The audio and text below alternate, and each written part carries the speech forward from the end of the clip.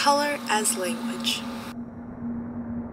According to Dr. Mercedes Montes de Oca Vega, Nahua people had a special way of thinking and speaking. They considered that two ideas which belonged together could express a whole concept called diaphrases.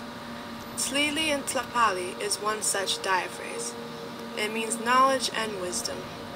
Black and red were significant because they were the basic colors in which the codices were painted. Codex drawings were specialized tasks done only by Tlahuiloques. For the ancient Aztecs, Tlili Tlapali, la tinta negra y roja de sus codices, the black and red ink painted on codices, were the colors symbolizing escritura y sabiduría, writing and wisdom. They believed that through metaphor and symbol, by means of poetry and truth, communication with the divine could be attained, and Topan, that which is above, could be bridged with Mitlan, that which is below.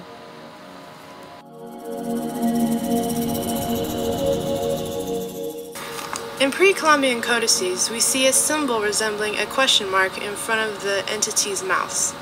According to Diane Worth, in Mesoamerican art, speech scrolls emanate from the mouth and extend as though thrust from the throat with vocalization. This takes effort. The words are breathed out, so to speak.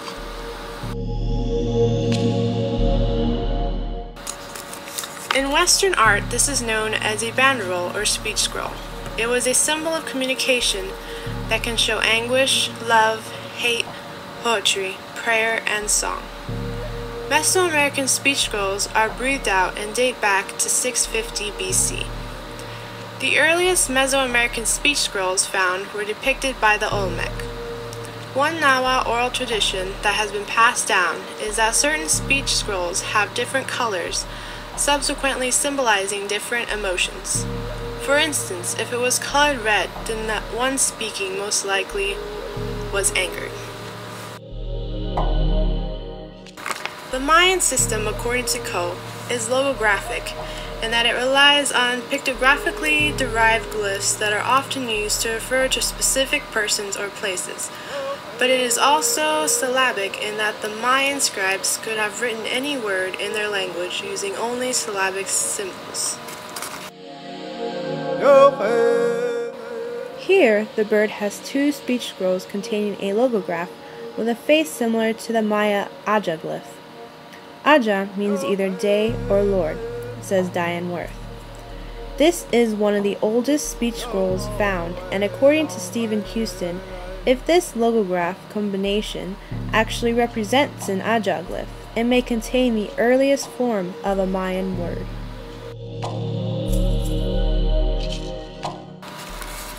In Nahua, the speech scroll is called Huehuetlatoli. It essentially means ancient word and seeks to build harmony. The Mayas also had a written system of symbols in Mayan art, so they would imply color without actually having to use it. Ik is the word and symbol for black. When they paired it with other symbols, you got other meanings like darkness, moon, etc.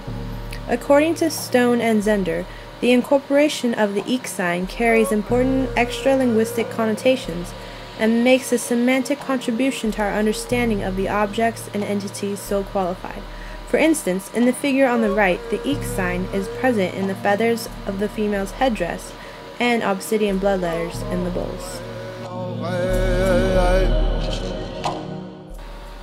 Chalk generally means red or ruddy colors, but is very versatile and can encompass other colors like brown or purple. But unlike black, this symbol is only used to tell the color. Yash refers to blue-green, like seawater. Also like black, it appears in art as a label for color of an object. It functions more linguistically, providing elements of the name or identity of objects according to Stone and Zender. Khan refers to things of a yellowish hue and contains a cross, which is what the ancient Americas equated to sun or heat.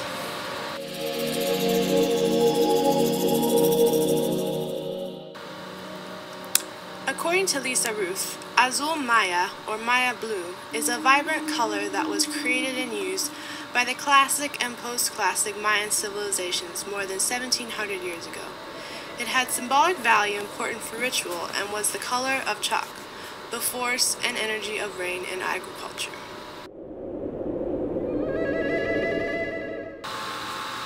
How Mayan blue was created to last over 1,000 years puzzled many. Even most acids won't remove it. A current theory of composition is leaves for an indigo plant and palagorskite heated with copal incense, which bound them together.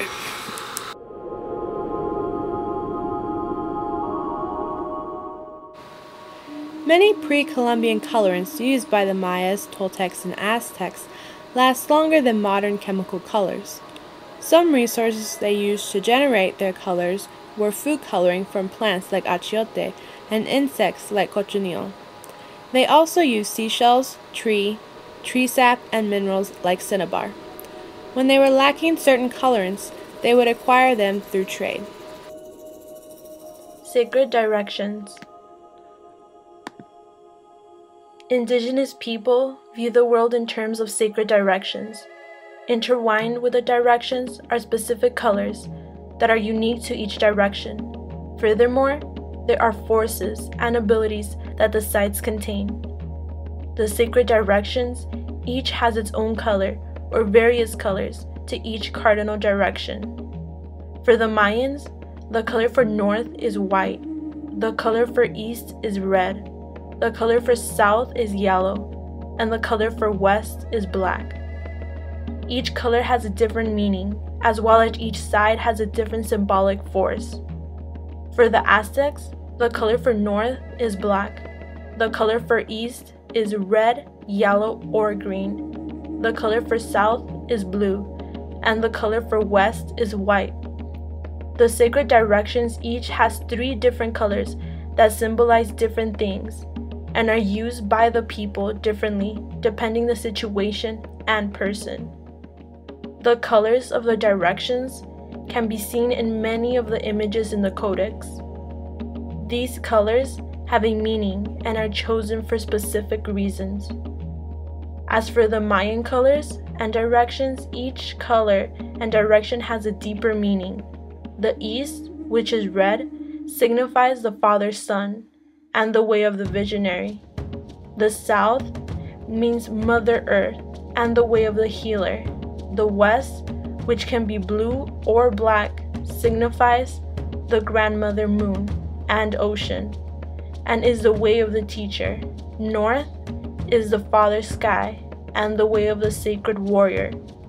The directions are also associated with seasons, elements, and daytime. Each direction governs 5 deiglifics. Furthermore, the vertical axis, east and west, is thought of as future and past, and is the energy transmitter. The horizontal axis, north and south, signifies feminine and masculine, and receives the energy of the vertical axis, as making the directions all interlock and connect. The directions also have forces associated to them and specific strengths to the direction. Texalipoca is the force associated with the north, and this direction is taught to signify introspection and reflection. Quetzalcoatl is connected with the east and knowledge and wisdom. Huitzilopochtli is linked with the cardinal direction of the south and also associated with will and drive. Xipetotec is related to the west and has sacred ties to transformation. 4 represents the 4 people of the world, the 4 seasons, the 4 stages of the humans, and the 4 sacred directions. As 4 is a big number and the directions with color are used in many different ways, ceremony is one of them. In this ceremony, a Mayan daykeeper is performing the ritual as tradition dictates. This is a fire ceremony and has 4 colored candles positioned in the 4 sacred directions. These colors and directions signify the heart of the heavens, the heart of the earth, the heart of the wind, and the heart of the water, because the four directions equate the four elements. As the directions equate the four elements, they are also associated with the four trees. These trees are inside the directions and found in the codex. As mentioned in the book Red Medicine in page 154, the trees are called cross trees and are trees of life that tie the sacred directions together and protect the corn and acknowledge the spirits. The directions are not only used to convey color, but also used in prayer to describe a force, nature, the way of the universe, or in ceremony. In the book Red Medicine, it states how the sacred directions are used in the rituals, like the bearing of the placenta in one of the four corners of the house, acknowledging the movement through the four sacred directions. All these different actions intertwine and make the directions sacred. One of the forces that is also seen often in the codex and thought to be associated with the directions, according to the Borgia, is Tzatlicotli, and this is correlated with the north, but its ideograph is showing the direction of the west, the direction or place of the female energy, Huitzilampa, according to Red Medicine. The four directions have their color forces and potencies, but all that is surrounding the center, which is in orientation, to seek knowledge and stay balanced, where everything is connected and creates equilibriums. The center is associated with the ombligo, or belly button of a human, where that is the center of everything. The ombligo creates places humans into the natural world, and reflects an indigenous principle, orientation. This quote from Red Medicine states the importance of a center in the directions and overall in life. Shannon Thunderboard talks about the significance of the circle and balance that the world has, and the sacredness of the earth and the four sacred stages, elements, and directions. Contemporary applications of sacred directions and color. As the circle is seen as a powerful symbol, it continues into the present day, where the directions and color are passed down and still used today. In this contemporary circle, the colors and directions appear with their energies. This is usually used as a medical wheel, but contemporary ways of using the traditional system of color and sacred directions are seen in today's art in many different contemporary ways all around the world. Today, color is used as an indicator for emotion. There are charts and mood rings that can tell you your color and how you're feeling. There has even been a study to teach blind children using an emotional color wheel for Braille. Even in yoga or other Hindu Buddhist religions, your chakras, or chi, have different energies represented by different colors. In art, colors are definitely utilized to convey a statement like Rothko, or pointillism like Seurat. In painting, green, blue, and purple represent cool colors, while orange, red, and yellow are considered warm colors. The reflection or absorption of color, all colors, black and white, are present in this yin and yang symbol. These two colors represent duality, balance, life and death, good and evil. So colors can embody and transcribe a message to us that we translate. One of the biggest examples of contemporary use of color as language is advertisement. It is everywhere. Explosions of color for the purpose of catching your eye and enticing you to participate in the consumer society. In graphic design or marketing business, you have to learn the language of color in order to be successful. During the Renaissance and medieval period, speech scrolls or banderoles appeared in art as actual floating scrolls. They first became common at the beginning of the Gothic period. though the Western and Pre-Columbian use of speech scrolls developed independently of each other. According to Diane Worth, in our modern day, illustrators show that someone is speaking by drawing a balloon emanating from the person with the speech contained inside, also known as a speech bubble.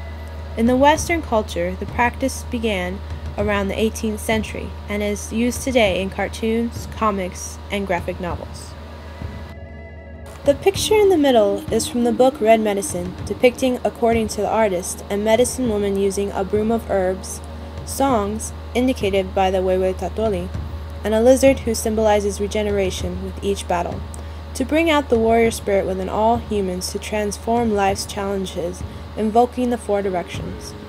In conclusion, the use of the sacred directions, color, language, and symbols were all present in the pre-Columbian codices, who had their own way of communication. We also see its persistence and survival in Mexican culture and its application in contemporary society. Even though much has been lost due to imperialism, through excavation, surviving texts, and oral traditions of the descending people, we will continue to gain more Tlili and Tlapali.